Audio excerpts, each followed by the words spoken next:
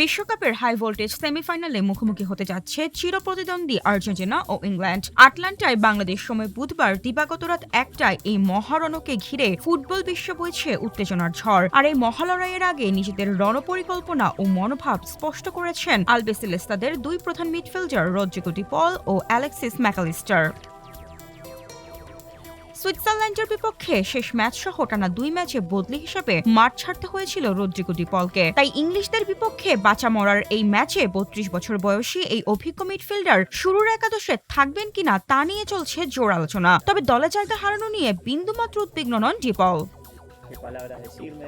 Thomas টুখেলের অধীনে থাকা শক্তিশালী ইংল্যান্ড দলে রয়েছে এক ঝাঁক হাই প্রোফাইল ফুটবলার। তবে প্রতিপক্ষ যত শক্তিশালী হোক না কেন, নিজেদের খেলার ধরনে কোনো পরিবর্তন আনবে না আর্জেন্টিনা। ম্যাকালিস্টারের ভাষায়, আমাদের নিজস্ব একটা পরিকল্পনা আছে এবং আমরা তা কোনোভাবেই বদলাবো না। ম্যারাডোনার সেই মহাকাব্যিক স্মৃতির অনুপ্রেরণা আর ডি পল ম্যাকালিস্টারদের আপসহীন পরিকল্পনা নিয়ে মাঠে নামছে আর্জেন্টিনা। শেষ পর্যন্ত মাঠের লড়াইয়ে কারা হাসবে শেষ হাসি, উত্তর মিলবে আজ রাতেই।